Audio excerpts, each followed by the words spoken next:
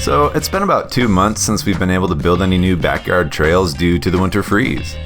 Last time, we cut in a berm after the chip, and using my new tool, the Bushwhacker, we uncovered a natural rock drop for a fun but quick trail down the property. This week we'll have a window of good weather for building, and I'm going to take full advantage of it. We still can't really do any digging as the ground is still frozen solid. But that doesn't mean I can't put my rudimentary carpentry skills to work. Up until now, there's no wood features for us to play on in the early stages of this trail system, but today we're going to change that. There's no denying buying lumber adds up quick. Living on the outskirts of town where we're surrounded by trees means we can literally get lumber out of the backyard with a little bit of resourcefulness.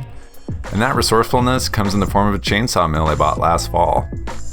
I don't plan on clear cutting, but there are some trees close to the house I'd like to get rid of since they're a little nerve-wracking when the wind really kicks up. We'll be following this medium-sized red fir today out the front door and using that for our trails. And of course, we'll be safe about it. All bystanders need to go to a safe location, and anything that you don't want to risk getting crushed should be moved out of harm's way.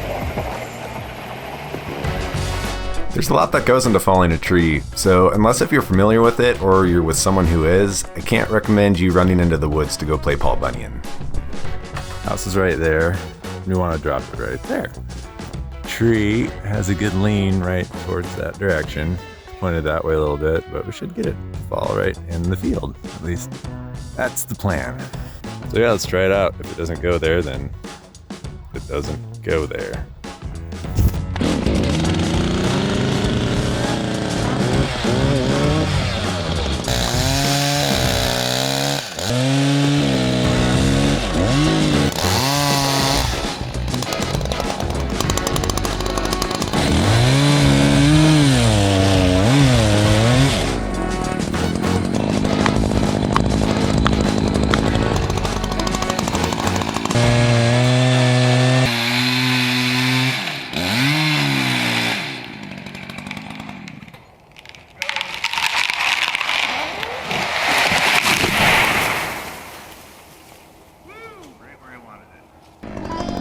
Seeing that we didn't end up crushing my house, I'd say that's a pretty good start to this project. Now that the tree's on the ground, it's time to set up our mill. I was going to cut around and move it to a work area up off the ground, but after trying to move this chunk, I think the ground's going to be a perfect place to mill. I don't have a fancy rail system or anything, so for now, we'll just see how this jerry-rigged ladder will work for us. All we need is a flat surface to act as a guide, so this should work fine. The mill's super easy to set up. All we need to do is slide the bar of our saw into the mill clamps, make sure the chain doesn't rub at all, tighten it down, set our depth, and go to town. This isn't exactly the quickest process. Cutting this one slab took about 15 minutes. But I'm sure it would go a lot quicker if I had cut a dry piece of timber instead of something green. This isn't a huge deal though, because it still turned out pretty awesome.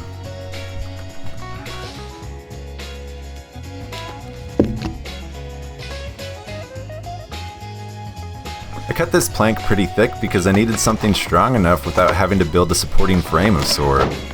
Doing that though made this green chunk of wood damn heavy. I had to load it in the back of the truck to move it to the build site for our feature, which proved kind of difficult.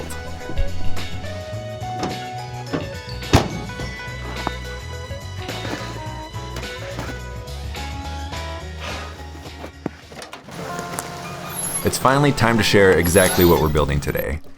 Simply enough, we're using this plank of wood to build a basic, but hopefully intimidating plank jump. I love these types of jumps because when they're done right, they really give you some unique floaty airtime. Not to mention they can be pretty simple to make in an afternoon. This here is our building site, these two goalpost-esque style trees. Not only are they situated perfectly for our plank supports, but on the back side of these is a nice drop off that, with a little bit of massaging, will make for a super nice landing. We'll start by shaping up our supports.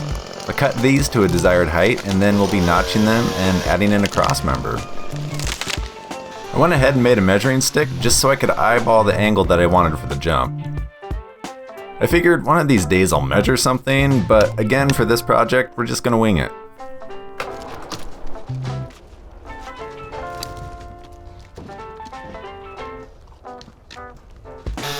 We'll use a section of the tree we just trimmed for our cross support. After cutting it to length and notching it out, I'll use some leg bolts to secure it in place to make a rock solid foundation for our plank.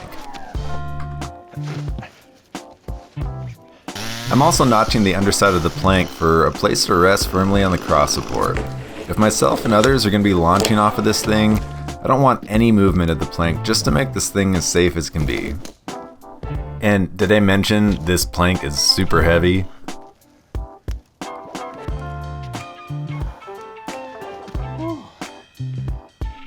And just like that, the lip is about done. I managed to scrape up enough dirt under the frozen crust to make a transition up to the plank. And for some added security, I fastened down the front with a few metal straps to prevent any rocking. Because without them, you can see it was pretty wobbly. The face of our plank jump is all done, and now we just need to clear out the landing. When I started to rake into it though, I discovered a little bit of a hiccup. So I just ran into a little problem. There's my jump over here, working on my landing. And it was cool the first time, but this time it kind of sucks. That's a solid piece of rock, right where I was hoping to land. And it makes for a not smooth transition. So, I don't know. I'm gonna have to pick at it, see what I can make of it. Damn it. Oh well, gotta roll with it. It's so rocky on this section of the property that the only real solution to this problem is to bring in a truckload of dirt, which I can't really do until spring. For the time being though, I can at least get a start on clearing this section. The bushwhacker made really quick work of this and found out that it pretty effortlessly pulls smaller trees out of the ground, leaving no stumps, so that's a bonus. At least now this section will be ready to be finished the right way in a month or so, but upon careful consideration, I decided it best not to hit this jump until the landing was safe. And then I changed my mind. I couldn't make this thing and then not jump it, but honestly, I haven't been this nervous to hit something in a long time. Yeah, this thing I made is truly scary. Doesn't help that the landing's just a shit show. I probably walked up this ramp 10 times or more after saying, yeah, I'll do it this time. I kept thinking back to that stupid resolution I made. Build awesome trail features in my backyard that scare me and then ride them. I definitely say we got a good start on the first part of that goal. Oh. This is way bigger than the chipper bale thing. Why did I make something so tall? After about 20 minutes of personal anguish and failed run-ups, I knew I just needed to do it, or else it just wasn't gonna happen.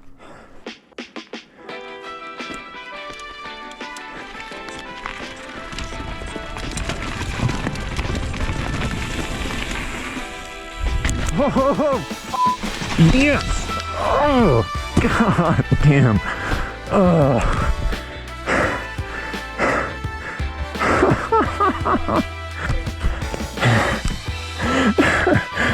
That was so scary. Built well. Oh. That is so scary. Especially when you're home alone and there's no one there to call the ambulance if you need it. Or to cheer you on, it's just all in your head. I've easily accomplished one of my resolutions, but this won't be the last time I force myself through a panic attack on things I've built. I'm gonna make a legit landing before I decide to hit this again because that was questionable. But hey, this is exactly how you get better as a rider. Calculated risk and pushing yourself out of your comfort zone a little bit at a time. I showed Sarah this thing the next day and she had a pretty good reaction to it. There's a stump. You jump over the stump. I'm so nervous to watch your video. Well, obviously I turned out okay. I know, but still, I thought you were gonna do Oh, the pump track style stuff? Yeah, something that was kind of like bumpy, like No. a beacon. And I then made that. you have this saying it. So here's my proposition to you guys. I'm not quite sure what to name this feature, and what I'd love to do is have you guys help me out with it. So this is what I'd like to do. I've come up with a couple ideas, which are the following. The jank plank, trash sleep, since it's built over a bunch of fallen debris, and then a name from Sarah. What do you think we should name it? The jump. The nope. The nope. Oh, okay, that can be an option. And the nope. I'd like to put it to a vote, so leave a comment below saying which name of mine you like best, and if you have one, leave your own name suggestion. I'll watch over the comments for the next few weeks and choose the most commented name from my list, and I'll choose one name from your suggestions. I'll give the person with the winning viewer suggested name some free Shredist stickers and a free t-shirt of their choosing from my Teespring store, which you can check out going to theshredist.com and clicking merch. Once we have the final 2 names, we'll vote and I'll unveil the winning name in a video when we finish this jump. But let's keep it clean and classy. I'm itching to get this thing finished now because now that I've hit it, I can see it being a banger of a start to a nice jump trail. I hope you guys enjoyed this video today and that it might inspire you to scare yourself a little bit this season. If it did, hit like, and if you want to see this trail system progress over the next season, hit subscribe. Thanks for stopping in today, and until next time, keep that rubber side down.